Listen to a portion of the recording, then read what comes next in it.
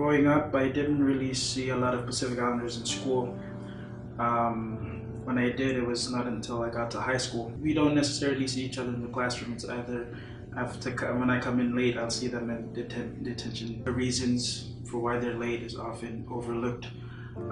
You have to bear in mind that we are first generation Pacific Islanders, Americans, and most of our parents have to have 2 to 3 jobs, so sometimes we're late to school because we have to take care of our younger siblings and take them to school. It was an expectation that, one, as a woman, but two, also as the eldest child, that I would support the family in some way. And during high school, how I was doing that was babysitting, cooking, cleaning,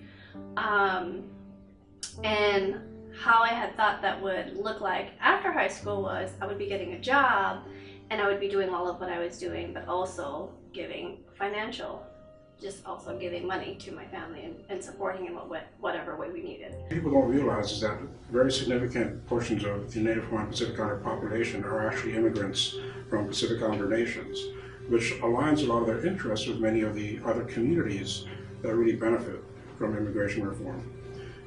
Unfortunately, undocumented status for many of the Pacific Islanders from nations such as Tonga and Fiji create significant barriers to integrating in the U.S.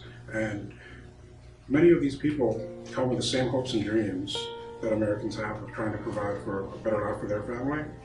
And it's sad when significant portions of our population don't have the same resources to reach their potential and contribute to society in the same way the rest of us can. At API-ASF, we know that the financial barrier is often the first barrier that limits students from even thinking about college.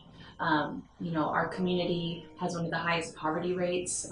It's grown by 71% from 2007 to 2014.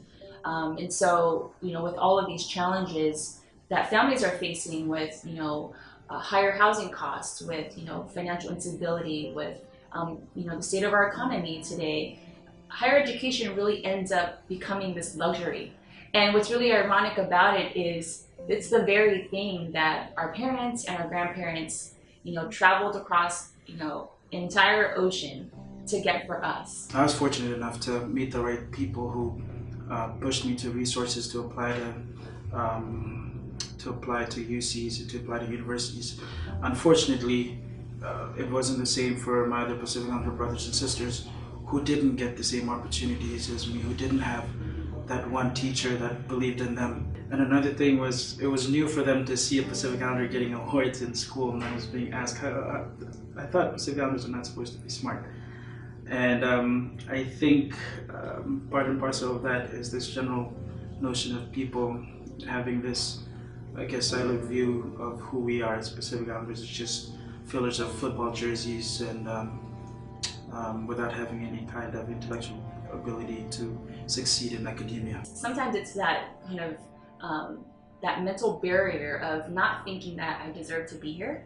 I remember, and it started even in high school, where when I got my acceptance letter from Stanford University, I got it on April Fool's Day. I went back to school the following week, and I still remember to this day one of my classmates talking to me, and I was actually very shy about saying I got into Stanford. But I remember one of my classmates distinctly saying, "Oh, well, you're a minority, so that probably helps you to get in." I was like the encyclopedia for anyone who has never met a Samoan person. And it was difficult for me because they had all these questions about what it's like, and I had to deal with people who read Margaret Mead and what that meant and whether it was true or not, and it was tiring. There was my familial expectation to take care of my family, and what that looked like was physically being near home to take care of chores, helping out with taking care of kids, cooking and cleaning, or working and bringing money in to help pay rent. So there was that expectation, but then there was like this other expectation of what it's like to be in America, and high school isn't the end. It's literally the foundation, and now you got to go to college and focus on your studies. One thing that significantly helped our community was to beat a dead horse is access to the data, because unfortunately, under this misconception that Native Hawaiians and Pacific Islanders are usually U.S. citizens from Hawaii, unfortunately, that's not the case. And what's really helped is being able to tease out these different numbers so that policymakers can make better decisions about where to put their resources when it comes to, say, outreach and education for programs like in California relating to AB 60, and making sure that those undocumented members of our community have in-language materials.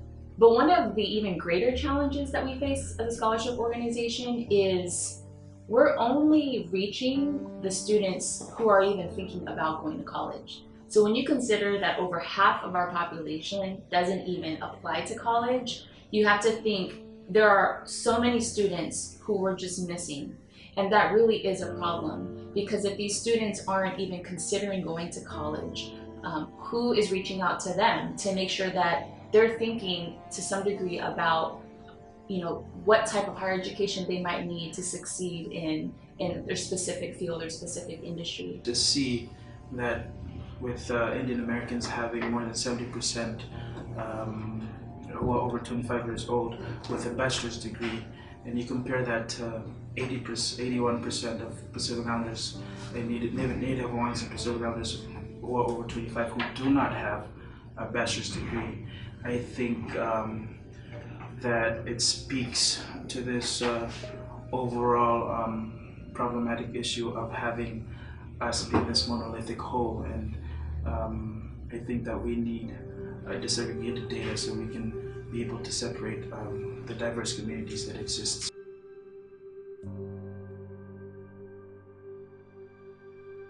Hey NBC News fans, thanks for checking out our YouTube channel. Subscribe by clicking on that button down here, and click on any of the videos over here to watch the latest interviews, show highlights, and digital exclusives.